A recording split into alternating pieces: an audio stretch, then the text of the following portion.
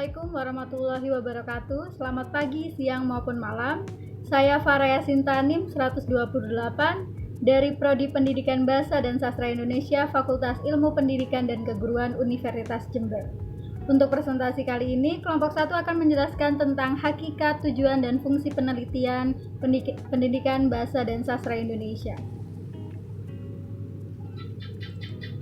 Baik, sebelumnya saya akan menjelaskan tentang latar belakang dari hakikat, tujuan, dan fungsi penelitian pendidikan bahasa dan sastra Indonesia. Dalam kehidupan zaman sekarang, pengetahuan merupakan kunci menuju kesuksesan. Pengetahuan diperoleh dalam dunia pendidikan. Dunia pendidikan pun terdapat masalah. Dalam hal ini, profesi pendidikan atau organisasi pendidikan harus dapat mengatasi masalahnya, atau setidaknya dapat mengurangi masalah yang terjadi dalam dunia pendidikan, sehingga melahirkan generasi yang siap akan perkembangan zaman yang terus-menerus mengalami kemajuan ini. Masalah yang ingin dipecahkan, atau yang lebih tepatnya diselesaikan, harus dibahas seteliti mungkin. Bagi peneliti, masalah adalah hal yang penting. Masalah memegang peran penting bagi penelitian. Dari masalah yang ada, peneliti perlu mengidentifikasi, memilih, dan merumuskan. Tiap masalah pada hakikatnya kompleks apabila dipikirkan secara dalam. Begitu kompleksnya masalah, tidak mungkin masalah itu diteliti secara menyeluruh karena adanya keterbatasan waktu, biaya, tenaga, kemampuan, dan sebagainya. Salah satu contoh masalah dalam dunia pendidikan yaitu masalah pendidikan bahasa dan sastra Indonesia. Untuk mengatasi masalah tersebut, peneliti harus melakukan penelitian pendidikan bahasa dan sastra Indonesia itu sendiri. Biasanya, peneliti terhadap dunia pendidikan bahasa dan sastra Indonesia di tingkat S1 memegang peran penting karena menjadi dasar bagi mahasiswa untuk belajar meneliti dengan benar. Agar bisa meneliti, tentunya diperlukan pemahaman yang memadai mengenai beberapa konsep yang berhubungan dengan penelitian. Hal yang pertama yang harus dipahami sebelum melakukan penelitian yaitu mengetahui hakikat, tujuan, dan fungsi penelitian pendidikan bahasa Indonesia itu sendiri. Berikutnya, hakikat penelitian pendidikan bahasa dan sastra Indonesia. Sebelum menjelaskan pengertian penelitian pendidikan bahasa dan sastra Indonesia, terlebih dahulu menjelaskan mengenai pengertian penelitian secara umum, pengertian penelitian pendidikan, dan akan menjelaskan penelitian pendidikan bahasa dan sastra Indonesia. Menurut Kerlinger, tahun 1990, penelitian adalah penyelidikan sistematik, terkontrol, empiris, dan kritis terhadap proporsi-proporsi hipotesis tentang hubungan yang diperkirakan terdapat antara gejala alam. Menurut Warsma, tahun 1991, penelitian adalah suatu proses sistematik pengumpulan dan penganalisian informasi data untuk berbagai tujuan. Lalu yang ketiga, menurut Emzir tahun 2008, penelitian adalah suatu kegiatan atau proses sistematis untuk memecahkan masalah yang dilakukan dengan menerapkan metode ilmiah. Untuk selanjutnya, hakikat penelitian pendidikan bahasa dan sastra Indonesia secara umum akan disampaikan oleh teman saya. Sebelumnya, perkenalkan nama saya Eka Dewi Lestari, NIM 114. Di sini saya akan menerangkan hakikat penelitian secara umum dan hakikat penelitian pendidikan bahasa dan sastra. Yang pertama, untuk secara umum, penelitian hakikatnya merupakan proses, cara, perbuatan, memeriksa sesuatu dengan cermat untuk mencari atau mengetahui sesuatu yang ingin diketahui oleh peneliti, yang hasilnya berupa pengetahuan. Penelitian juga sebagai suatu proses pengumpulan dan analisis data yang dilakukan secara sistematis dan logis untuk mencapai tujuan-tujuan tertentu. Menurut Susetio tahun 2010, pengumpulan data dan analisis data menggunakan metode-metode ilmiah, baik yang bersifat kuantitatif ataupun kualitatif. Penelitian merupakan upaya untuk mengembangkan pengetahuan, mengembangkan dan menguji teori.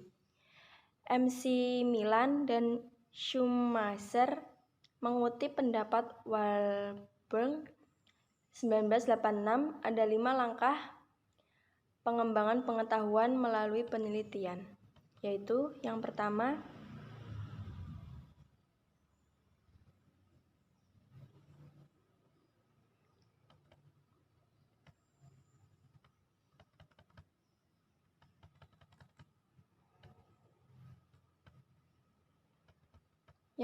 adalah mengidentifikasikan masalah penelitian, melakukan studi empiris, 3.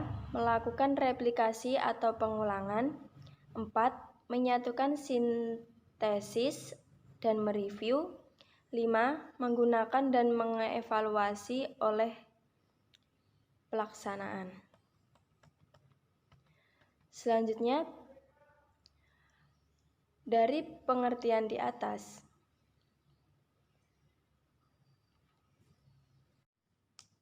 kemudian pengertian dari penelitian pendidikan adalah suatu kegiatan yang sistematis untuk menemukan jawaban yang mendekati kebenaran mengenai permasalahan pendidikan atas dasar penalaran yang rasional dan logis, serta adanya dukungan dari fakta empiris.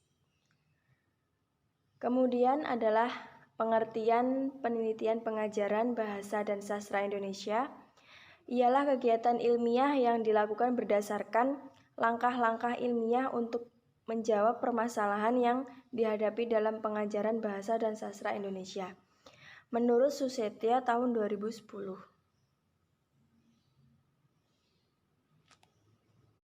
Terima kasih, selanjutnya akan dijelaskan oleh rekan saya. Assalamualaikum warahmatullahi wabarakatuh.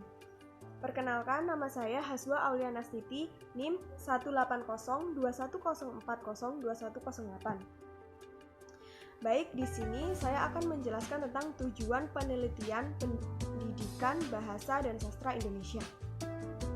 Menurut Sugiono tahun 2007, jenis-jenis penelitian dibedakan menjadi 5 kategori, yaitu yang pertama berdasarkan bidangnya, berdasarkan tujuannya, berdasarkan metodenya, berdasarkan tingkat eksplanasinya, dan berdasarkan waktunya. Sedangkan penelitian pendidikan itu sendiri termasuk jenis penelitian berdasarkan bidangnya.